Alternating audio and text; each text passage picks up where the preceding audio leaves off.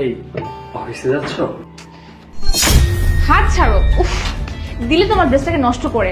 মাত্রই অফিসে যাচ্ছিলাম, মানে ঝাড়ু দেওয়ার টাইম আমার ড্রেসটা ধরতে হবে তোমার এখন? হ্যাঁ, মানে আর কোনো কাজ নাই, সারাদিন শুধু ঘুমাই থাকবা, বসে থাকবা আর আমাকে ডিস্টার্ব করবা। সরি, আসলে অফিসে যাচ্ছিলে তো, তাই ভাবলাম আমার মিষ্টি বউটাকে যাওয়ার আগে একটু আদর করে দিই। কি কি বললা তুমি? এই, তুমি কি ভুলে গিয়েছো যে কখন কি করতে হয়, নাকি বুঝো না বোঝা ভান করছো কোনটা? এখন আমি অফিসে যাচ্ছি, আর অফিসে আমার লেট হয়ে যাচ্ছে অলরেডি। আমি অনেক লেট করে ফেলছি। অবশ্যই বকাগুলো কি তুমি শুনবা? আচ্ছা সরি, তুমি যাও তাহলে। আর হ্যাঁ, আমি আজকে বিকালে একটু বাইরে যাবো তো, এই জন্য তোমাকে ভাবতেছিলাম জানাই ব্যাপারটা। কি বাইরে যাওয়া মানে?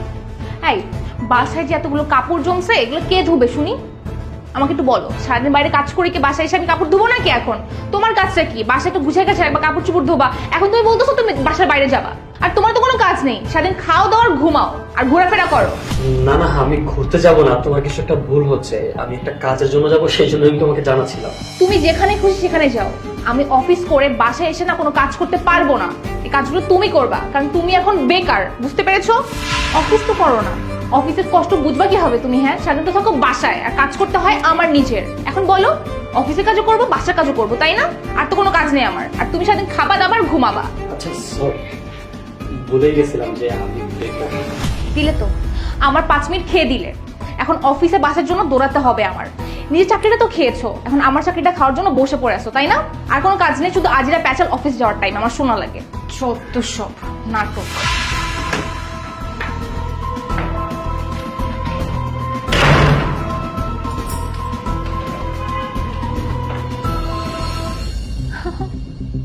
আরে না না, কি বলো না তুমি, বুঝি না।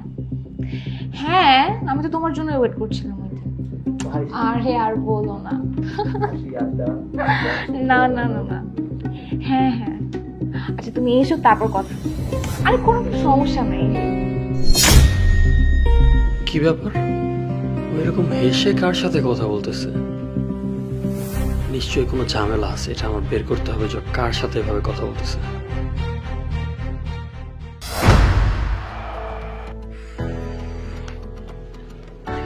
এসে গেছো?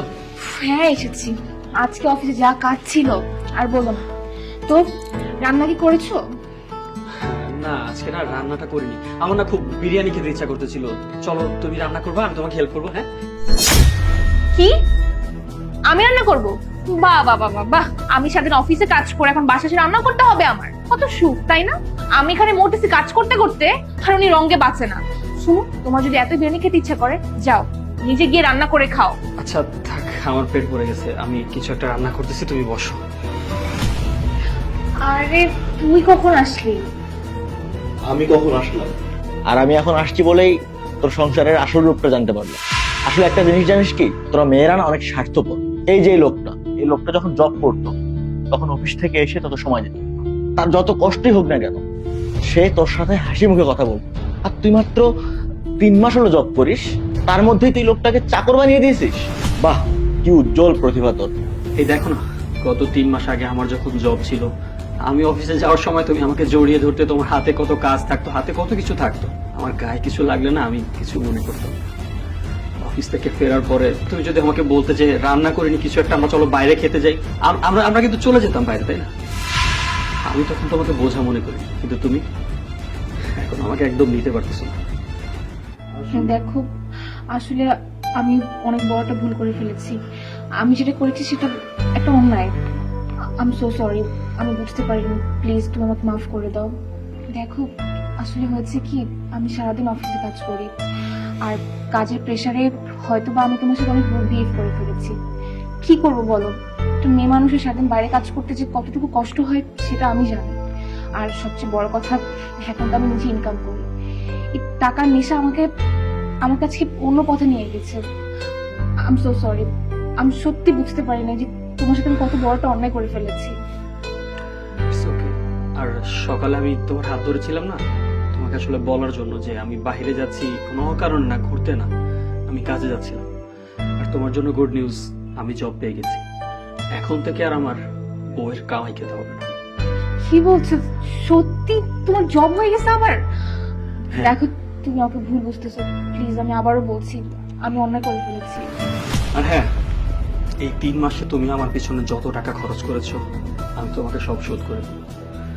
একটা জিনিস কি জানো, একজন হাজবেন্ড যখন চাকরি করে তার স্ত্রীকে রানী বানিয়ে রাখে, কিন্তু একটা স্ত্রী যখন কাজে যায় না তখন তার হাজবেন্ডকে চাকর বানিয়ে ছাড়ে।